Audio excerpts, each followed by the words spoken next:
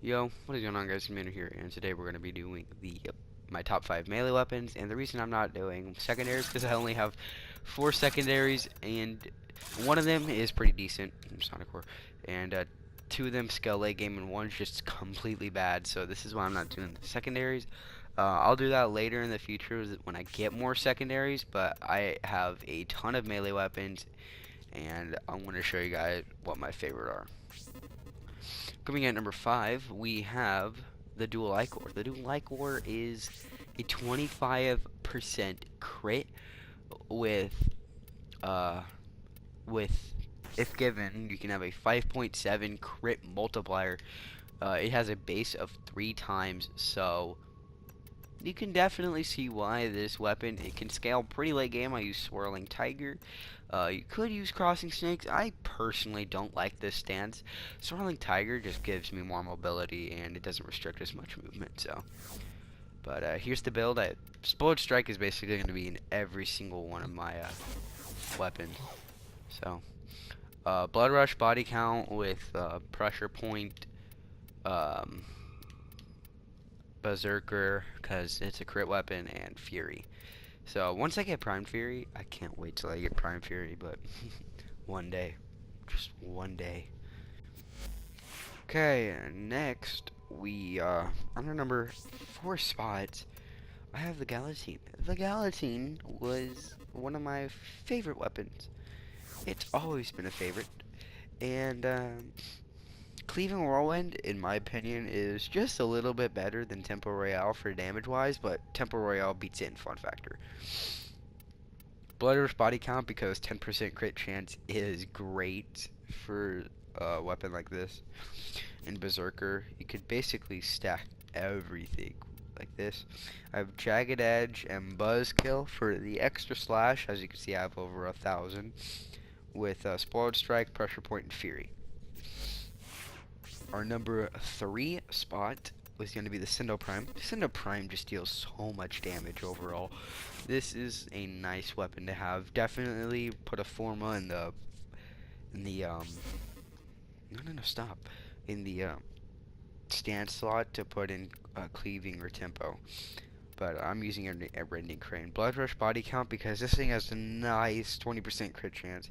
And Spoiled Strike, and Pressure Point for my damage mods, Berserker and Fury for attack speed, and Buzzkill and Jagged Edge for over 1,000 slash. Alright, our number 2 spot, I don't even know why I did that. Number 2 spot, I'm going to be using the Fragor Prime. The Fragor Prime is a fun weapon to use. Like I said, fun, just fun in general. This thing does so much damage. So much damage. Crit chance of, it comes with a base crit chance of 35%. So I put in a True Steel to have it to a 56%. And the pressure point for the damage, Berserker, because you proc Berserker a lot on this weapon. Also, I use Crushing Ruin. So that's the stance mod I use. But Fury, Light Strike, Prime Heavy Trauma, and the Corrosive Damage. But here is the Blood Rush body count build. And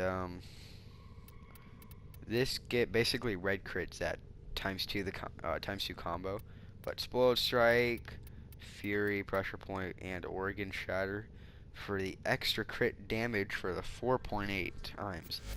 Anyways, so now let's look at some honorable mentions.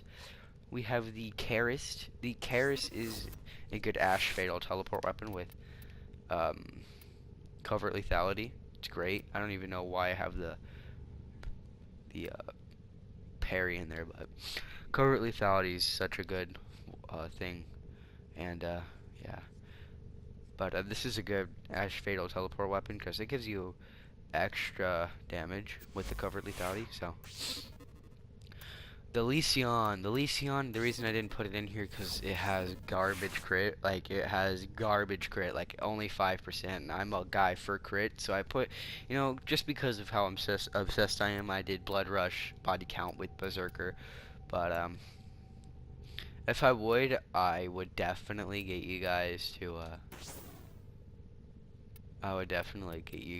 to get some dual stat mods because it has an amazing status chance. So get some elemental mods, but if I were you, I would definitely grab some dual stat mods. That's the only reason it's not on this list. The war, because the war is just like everyone loves the war. I don't know why. I don't like it personally, but everyone loves the war. 20% crit chance of blood rush, body count, and berserker, organ shatter, pressure point, spell strike. Every build is the same, pretty much. But then we also have the Nikana Prime. The Nikana Prime, I used to fall in love with this thing, but here it is. Here's the build. Yeah, I have over 1,000 slash damage with this build, and blood rush, body count, berserker. I mean, there's no berserker. Oh yeah, there is. Yeah, the berserker mod and everything. Okay, and then Prismascana, just because Prismascana is just so much fun.